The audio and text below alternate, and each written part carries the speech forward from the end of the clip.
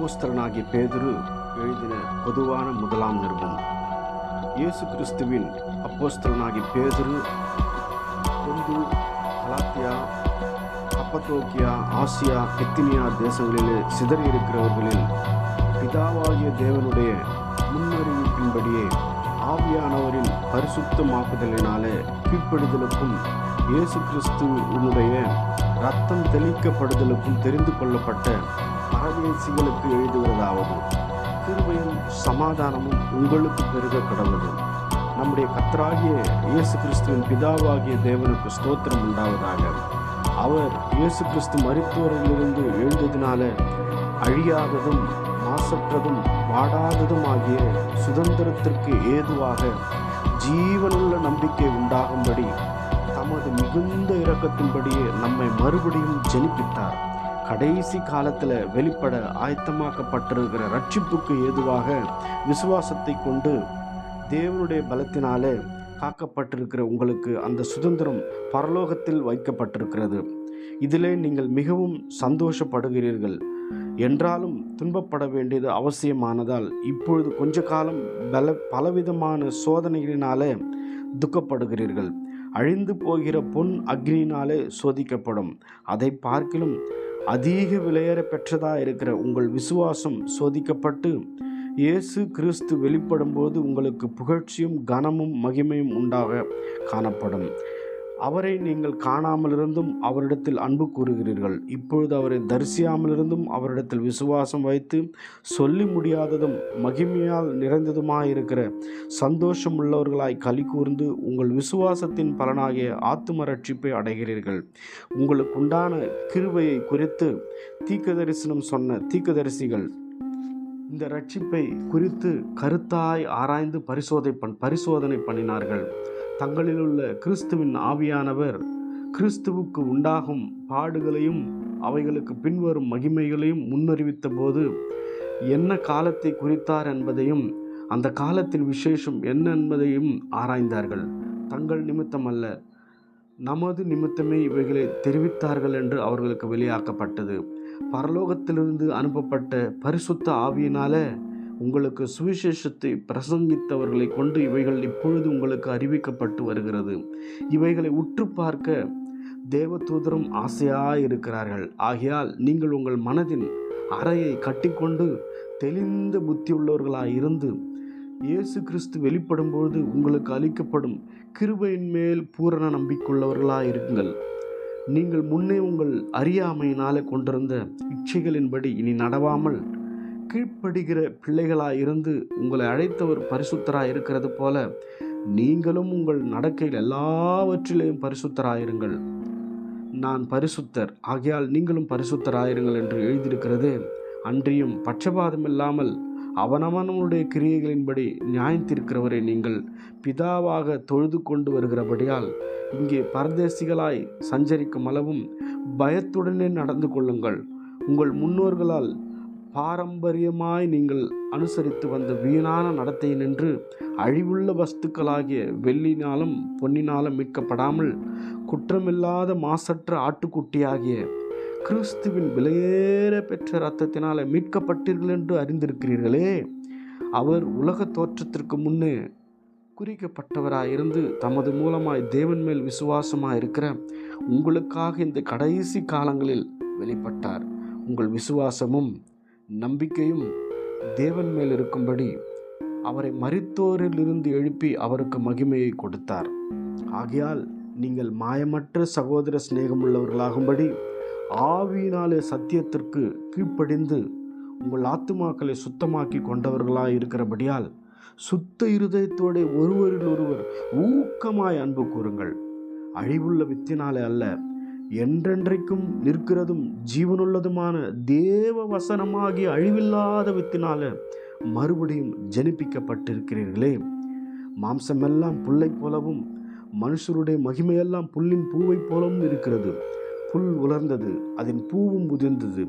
கர்த்தருடைய வசனமோ என்றென்றைக்கும் நிலைத்திருக்கும். உங்களுக்கு சுவிசேஷமாய் அறிவிக்கப்பட்டு வருகிற வசனமே இதுவே. 2ஆம் அதிகாரம். இப்படி இருக்க கர்த்தர் தயவுள்ளவர் என்பதை நீங்கள் ருசி பார்த்ததுண்டானால் சகல துர்குணத்தையும், சகலவித கபடத்தையும், வஞ்சகங்களையும், பொறாமைகளையும், சகலவித புறங்கூறுதலையும் ஒழித்துவிட்டு நீங்கள் வளரும்படி புதிதாய் பிறந்த குழந்தைகளைப் போல திருவசனமாகிய கலங்கமில்லாத ஞானப்பாலின் மேல் வாஞ்சையாயிருங்கள். மனுஷரால் தள்ளப்பட்டதாயினும் தேவனால் தெரிந்து கொள்ளப்பட்டதும் விலையேற பெற்றதுமாயிருக்கிற ஜீவனுள்ள கல்லாகிய அவரிடத்தில் சேர்ந்தவர்களாகிய நீங்களும் ஜீவனுள்ள கற்களைப் போல ஆவிக்கேற்ற மாளிகையாகவும் இயேசு கிறிஸ்து மூலமாய் தேவனுக்கு பிரியமான ஆவிக்கேற்ற பலிகளை செலுத்தும்படிக்கு பரிசுத்த ஆசாரிய கூட்டமாயும் கட்டப்பட்டு வருகிறீர்கள். அந்தபடியே இதோ தெரிந்து கொள்ளப்பட்டதும் விலையேற பெற்றதுமாயிருக்கிற மூளைக்கல்லை சீயோனிலே வைக்கிறேன், அதன் மேல் விசுவாசமாயிருக்கிறவன் வெட்கப்படுவதில்லை என்று வேதத்தில் சொல்லியிருக்கிறது. ஆகையால் விசுவாசிக்கிற உங்களுக்கு அது விலையேற பெற்றது. கீழ்ப்படியாமல் இருக்கிறவர்களுக்கோ வீட்டை கட்டுகிறவர்களால் தள்ளப்பட்ட பிரதான மூளைக்கல்லாகிய அந்த கல் இடறுதலுக்கு ஏதுவான கல்லும் விழுகிறதற்கு ஏதுவான கண்மலையுமாயிற்று. அவர்கள் திருவசனத்திற்கு கீழ்ப்படியாதவர்களாய் இருந்து இடறுகிறார்கள், அதற்கென்று நியமிக்கப்பட்டவர்களாயும் இருக்கிறார்கள். நீங்களோ உங்களை அந்தகாரத்தினின்று தம்முடைய ஆச்சரியமான ஒளியினிடத்திற்கு வரவழைத்தவருடைய புண்ணியங்களை அறிவிக்கும்படிக்கு தெரிந்து கொள்ளப்பட்ட சந்ததியாயும் ராஜரிகமான ஆசாரிய கூட்டமாயும் பரிசுத்த ஜாதியாயும் அவருக்கு சொந்தமான ஜனமாயும் இருக்கிறீர்கள். முன்னே நீங்கள் தேவனுடைய ஜனங்களாய் இருக்கவில்லை, இப்பொழுதோ அவருடைய ஜனங்களாய் இருக்கிறீர்கள். முன்னே நீங்கள் இரக்கம் பெறாதவர்களாய் இருந்தீர்கள், இப்பொழுதோ இரக்கம் பெற்றவர்களாய் இருக்கிறீர்கள். பிரியமானவர்களே, அந்நியர்களும் பரதேசிகளுமாயிருக்கிற நீங்கள் ஆத்துமாவுக்கு விரோதமாய் போர் செய்கிற மாம்சக இச்சைகளை விட்டு விலகி புறஜாதிகள் உங்களை அக்கிரமக்காரர் என்று விரோதமாய் பேசும் விஷயத்தில் அவர்கள் உங்கள் நற்கிரியைகளை கண்டு அவற்றின் நிமித்தம் சந்திப்பின் நாளிலே தேவனை மகிமைப்படுத்தும்படி நீங்கள் அவர்களுக்குள்ள நல் நடக்கை உள்ளவர்களாய் நடந்து கொள்ளுங்கள் என்று உங்களுக்கு புத்தி சொல்லுகிறேன். நீங்கள் மனுஷருடைய கட்டளைகளை யாவற்றிற்கும் கர்த்தர் நிமித்தம் கீழ்ப்படியுங்கள். மேலான அதிகாரம் உள்ள ராஜாவுக்கு காணாலும் சரி செய்கிறவர்களுக்கு ஆக்கினையும் நன்மை செய்கிறவர்களுக்கு புகழ்ச்சியும் உண்டாகும்படி அவனால் அனுப்பப்பட்ட அதிகாரிகளுக்குள்ளானாலும் சரி கீழ்ப்படியுங்கள். நீங்கள் நன்மை செய்கிறதுனால புத்தியீன மனுஷருடைய அறியாமையை அடக்குவது தேவனுடைய சித்தமாக இருக்கிறது. சுயாதீனம் உள்ளவர்களாய் இருந்தும் உங்கள் சுயாதீனத்தை துர்குணத்திற்கு மூடலாக கொண்டிராமல் தேவனுக்கு அடிமைகளாயிருங்கள். எல்லாரையும் கனம் பண்ணுங்கள், சகோதரிடத்தில் அன்பு கூறுங்கள், தேவனுக்கு பயந்திருங்கள், ராஜாவை கனம் பண்ணுங்கள், வேலைக்காரரை அதிக பயத்துடனே உங்கள் எஜமான்களுக்கு கீழ்ப்படிந்திருங்கள். நல்லவர்களுக்கும் சாந்த குணமுள்ளவர்களுக்கும் மாத்திரமல்ல, முரட்டு குணமுள்ளவர்களுக்கும் கீழ்ப்படிந்திருங்கள். ஏனெனில் தேவன் மேல் பற்றுதலாயிருக்கிற மனசாட்சி நிமித்தம் ஒருவன் அநியாயமாய் பாடுபட்டு உபத்திரவங்களை பொறுமையாய் சகித்தால் அதுவே பிரீதியாயிருக்கும். நீங்கள் குற்றம் செய்து அடிக்கப்படும் போது பொறுமையோடு சகித்தால் அதனால் என்ன கீர்த்தி உண்டு? நீங்கள் நன்மை செய்து பாடுபடும் போது பொறுமையோடு சகித்தால் அது தேவனுக்கு முன்பாக பிரீதியாயிருக்கும். இதற்காக நீங்கள் அழைக்கப்பட்டும் இருக்கிறீர்கள். ஏனெனில் கிறிஸ்துவும் உங்களுக்காக பாடுபட்டு நீங்கள் நம்முடைய அடிச்சுவடுகளை தொடர்ந்து வரும்படி உங்களுக்கு மாதிரியை பின்வைத்து போனார். அவர் பாவம் செய்யவில்லை, அவருடைய வாயிலே வஞ்சனை காணப்படவும் இல்லை. அவர் வையப்படும் போது பதில் வையாமலும் பாடுபடும் போது பயமுறுத்தாமலும் நியாயமாய் தீர்ப்பு செய்கிறவர்களுக்கு தம்மை ஒப்பு கொடுத்தார். நாம் பாவங்களுக்கு செத்து நீதிக்கு பிழைத்திருக்கும்படிக்கு அவர் தாமே தமது சரீரத்தில் நம்முடைய பாவங்களை சிலுவையின் மேல் சுமந்தார். அவருடைய தழும்புகளால் குணமானீர்கள். சிதறுண்ட ஆடுகளைப் போல இருந்தீர்கள். இப்பொழுது உங்கள் ஆத்மாக்களுக்கு மெய்ப்பெறும் கண்காணியுமானவரிடத்தில் அந்தபடியே மனைவிகளை உங்கள் சொந்த புருஷருக்கு கீழ்ப்படிவார்கள். அப்பொழுது அவர்கள் யாராவது திருவசனத்திற்கு கீழ்ப்படியாதவர்களாக இருந்தால் பயபக்தியோடு கூடிய உங்கள் கற்புள்ள நடக்கையை அவர்கள் பார்த்து போதனையின்றி மனைவிகளின் நடக்கையினாலேயே ஆதாயப்படுத்தி கொள்ளப்படுவார்கள்.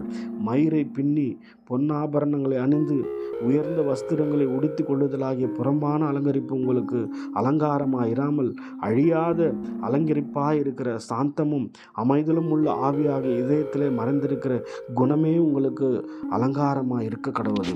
அதுவே தேவனுடைய பார்வையில் விலையேற பெற்றது. இப்படியே பூர்வத்தில் தேவனிடத்தில் நம்பிக்கையாயிருந்த பரிசுத்த ஸ்திரீகளும் தங்களுடைய புருஷர்களுக்கு கீழ்ப்படிந்து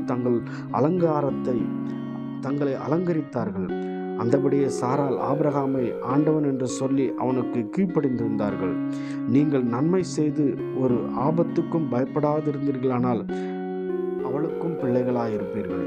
அந்தபடி புருஷர்களே, மனைவியானவள் பலவீன பாண்டமாக இருக்கிறபடியினால் உங்கள் ஜெபங்களுக்கு தடை வராதபடிக்கு நீங்கள் விவேகத்தோடு அவர்களுடனே வாழ்ந்து உங்களுடனே கூட அவர்களும் நித்திய ஜீவனாகிய கிருபையை சுதந்திரித்துக் கொள்ளுவர்களானபடியால் அவர்களுக்கு செய்ய வேண்டிய கனத்தை செய்யுங்கள். மேலும் நீங்கள் எல்லோரும் ஒருமனப்பட்டவர்களும் இரக்கம் உள்ளவர்களும் சகோதர சிநேகம் உள்ளவர்களும் மன உருக்கம் உள்ளவர்களும் இணக்கம் உள்ளவர்களுமாயிருந்து தீமைக்கு தீமையையும் உதாசனத்துக்கு உதாசனத்தையும் சரிகட்டாமல் அதற்கு பதிலாக நீங்கள் ஆசீர்வாதத்தை சுதந்திரித்துக் கொள்ளும்படி அழைக்கப்பட்டிருக்கிறீர்கள் என்று அறிந்து ஆசீர்வதியுங்கள். ஜீவனை விரும்பி நல்ல நாட்களை காண வேண்டும் என்று இருக்கிறவன் பொல்லாப்புக்கு தன் நாவையும் கபடத்துக்கு தன் உதடுகளையும் விலக்கி காத்து பொல்லாப்பை விட்டு நீங்கி நன்மை செய்து சமாதானத்தை தேடி அதை பின்தொடர கடவன். கர்த்தருடைய கண்கள் நீதிமான்கள் மேல் நோக்கமாக இருக்கிறது, அவருடைய செவிகள் அவர்கள் வேண்டுதலுக்கு கவனமாக இருக்கிறது. தீமை செய்கிறவர்களுக்கோ கர்த்தருடைய முகம் விரோதமாக இருக்கிறது. நீங்கள் நன்மையை பின்பற்றுகிறவர்களானால் உங்களுக்கு தீமை செய்கிறவன் யார்? நீதி நிமித்தமாக நீங்கள் பாடுபட்டால் பாக்கியவான்களாயிருப்பீர்கள். அவர்களுடைய பயமுறுத்தலுக்கு நீங்கள் பயப்படாமலும் கலங்காமலும் இருந்து கர்த்தராகிய தேவனை உங்கள் இருதயங்களிலே பரிசுத்தம் பண்ணுங்கள். உங்களில் இருக்கிற நம்பிக்கையை குறித்து உங்களிடத்தில் விசாரித்து கேட்கிற யாவருக்கும் சாந்தத்தோடும் வணக்கத்தோடும் உத்தரவு சொல்ல எப்போதும் ஆயத்தமாயிருங்கள். கிறிஸ்துவுக்கேற்ற உங்கள் நல்ல நடக்கையை தூஷிக்கிறவர்கள் உங்களை அக்கிரமக்காரர் என்று உங்களுக்கு விரோதமாய் சொல்லுகிற விஷயத்தில் வெட்கப்படும்படிக்கு நல் மனசாட்சி உடையவர்களாயிருங்கள்.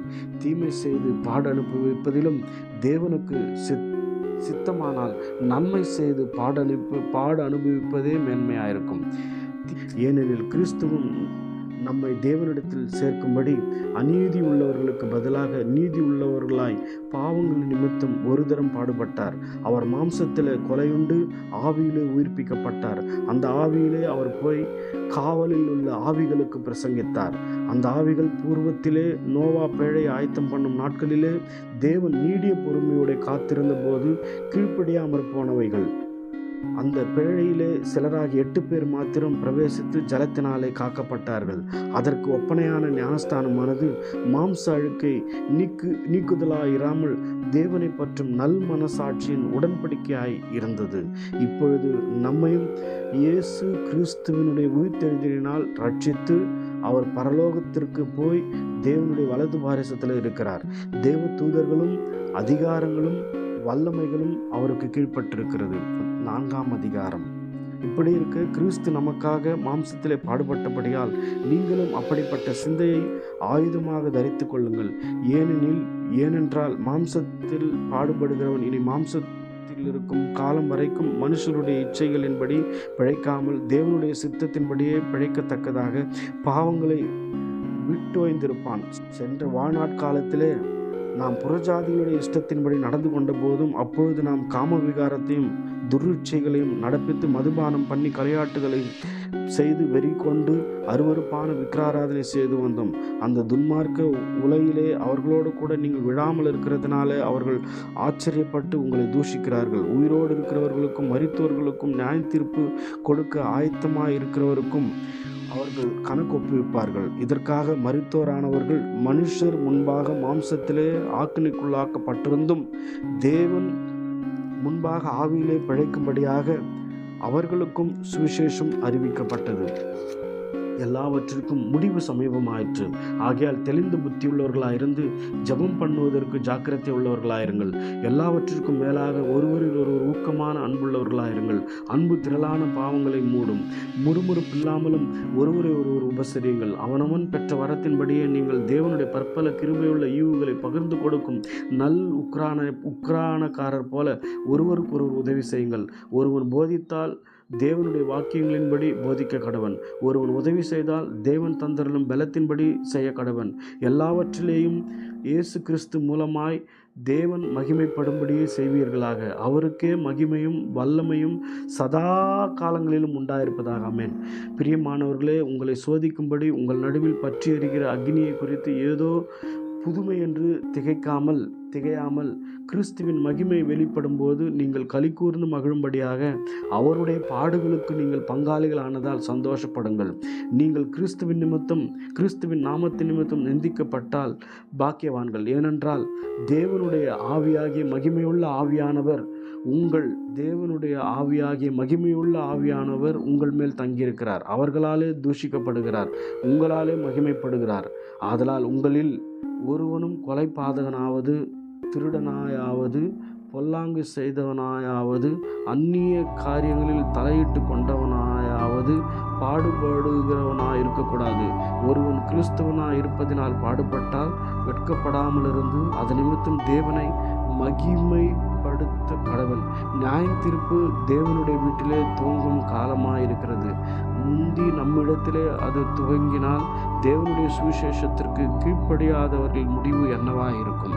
நீதிமானோ ரட்சிக்கப்படுவது அரிதானால் பக்தி இல்லாதவனும் பாவியும் எங்கே நிற்பான்? ஆகையால் தேவனுடைய சித்தத்தின்படி பாடு அனுபவிக்கிறவர்கள் நன்மை செய்கிறவர்களாய் தங்கள் ஆத்துமாக்களை உண்மையுள்ள சிருஷ்டி கர்த்தாவாகி அவருக்கு ஒப்பு கொடுக்க கடவர்கள். 5ஆம் அதிகாரம். உங்களில் உள்ள மூப்பருக்கு உடன் மூப்பனும் கிறிஸ்துவின் பாடுகளுக்கு சாட்சியும் இனி வெளிப்படும் மகிமைக்கு பங்காளியுமாயிருக்கிற நான் புத்தி சொல்லுகிறது என்னவென்றால், உங்களிடத்தில் உள்ள தேவனுடைய மந்தையை நீங்கள் மேய்த்து கட்டாயமாய் அல்ல, மனப்பூர்வமாயும் அவலட்சணமான ஆதாயத்திற்காக அல்ல, உற்சாக மனதோடும் சுதந்திரத்தை இருமாப்பாய் ஆளுகிறவர்களாக அல்ல, மந்தைக்கு மாதிரிகளாகவும் கண்காணிப்பு செய்யுங்கள். அப்படி செய்தால் பிரதான மேய்ப்பர் வெளிப்படும் போது மகிமையுள்ள வாடாத கிரீடத்தை பெறுவீர்கள்.